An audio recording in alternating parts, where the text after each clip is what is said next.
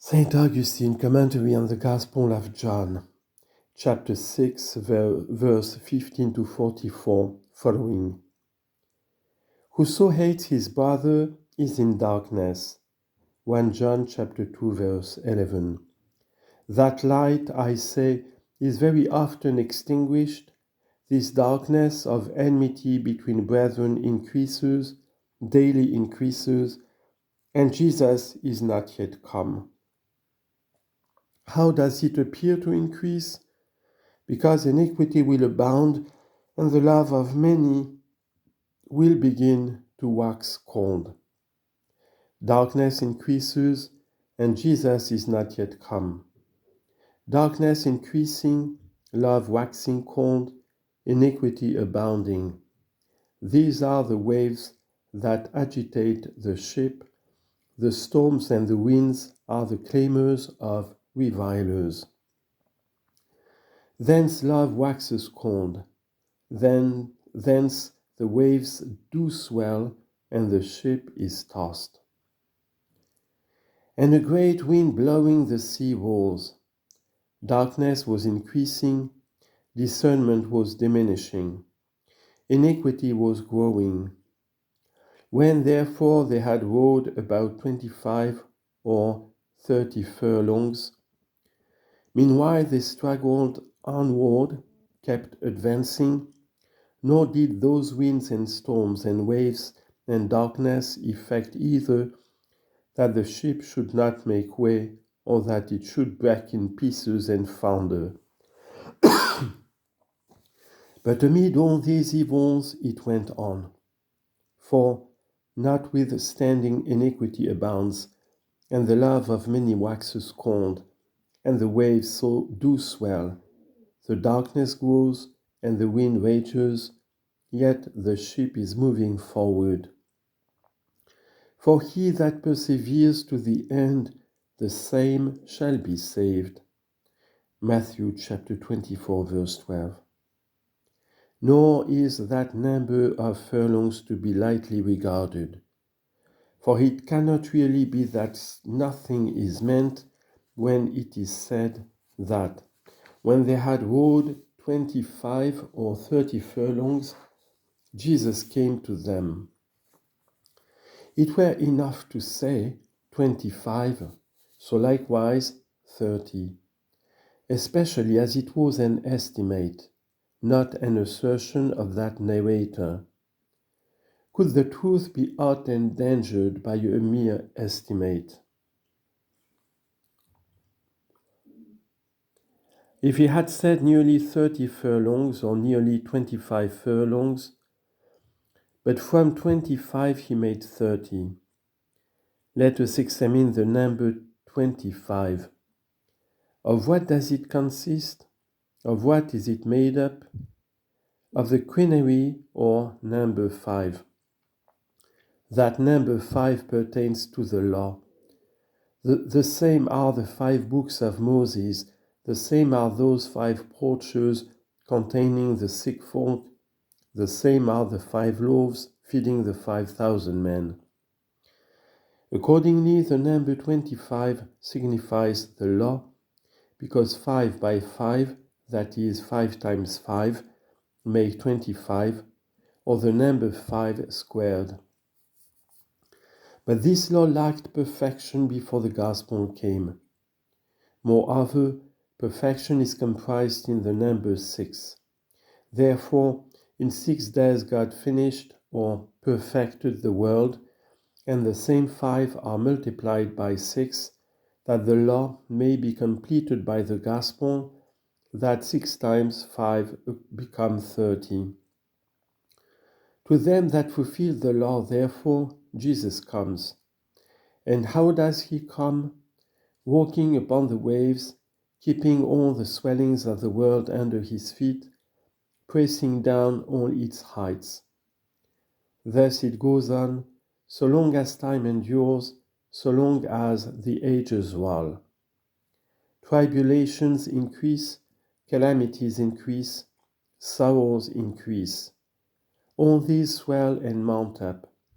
Jesus passes on treading upon the waves. And yet so great are the tribulations that even they who have trusted in Jesus and who strive to persevere unto the end greatly fear lest they fail.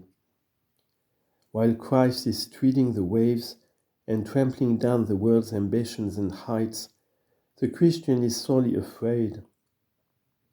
Were not these things foretold him? Justly they were afraid too at seeing Jesus walking on the waves.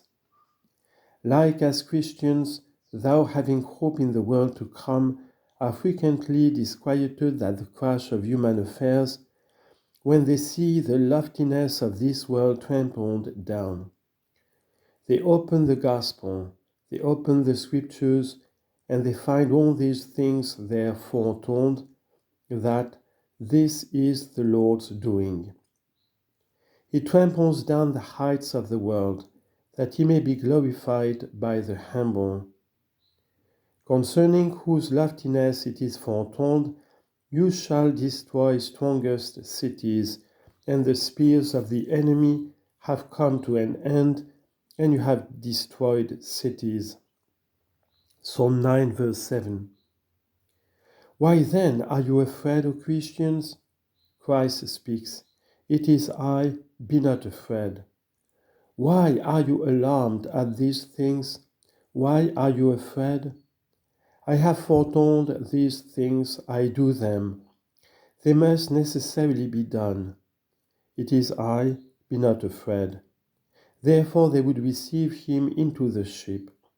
Recognizing him and rejoicing, they are freed from their fears. And immediately the ship was at the land to which they went.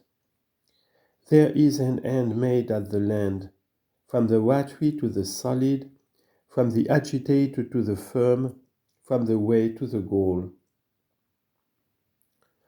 On the next day the multitude that stood on the other side of the sea, whence the disciples had come, saw that there was none other boat there, save that one whereinto his disciples were entered, and that Jesus went not with his disciples into the boat, but that his disciples were gone away alone. But there came other boats from Tiberias, nigh unto the place where they did eat bread, giving thanks to the Lord. When therefore the multitudes saw that Jesus was not there, nor his disciples, they also took shipping and came to Capernaum, seeing Jesus. Yet they got some knowledge of so great a miracle, for they saw that the disciples had gone into the ship alone, and that there was not another ship there. But there came boats also from near to that place where they did eat bread. In these the multitudes followed him. He had not then embarked with his disciples, and there was not another ship there. How then was Jesus on a sudden beyond the sea, unless that he walked upon the sea to show a miracle?